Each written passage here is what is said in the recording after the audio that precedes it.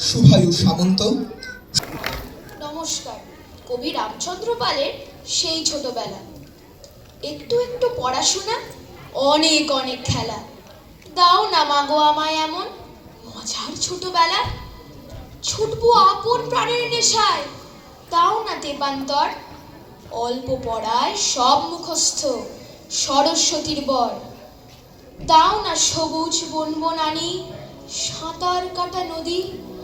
দাও না ফিরে শোলক বলা আমার কাজলা দিদি। রেলের গাড়ি দেখতে যাব দুক্কা এবং অপু, তুমি বলবে তোর জ্বালায় পারিনি আর বাপু। দেবদারু বন, শালুক পুকুর, সরু মাটির পথ। চলতে চলতে হঠাৎ দেখি এসে গেছে শরৎ। শরৎকালে কাশীর বনে আলোর মতো ছুটি। ছুটতে ছুটতে ছুটতে ছুটতে ভাই আর বোন দুটি হারিয়ে যাব কত দূরে। পাকুড় তলির মাঠ পেরিয়ে যাব তাল সারিয়ার ইছাই নদীর বাঁক। ফিরবো যখন সন্ধে হবে অনেক ঘুরে ঘুরে।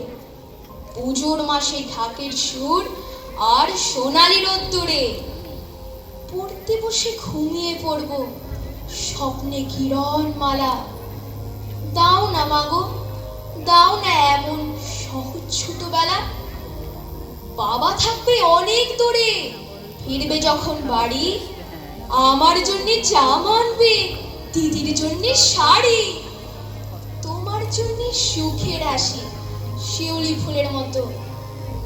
যদি হতো সত্যি, যদি সত্যি এমন হতো, একটু একটু অভাব থাকতো, অনেক অনেক সুখ।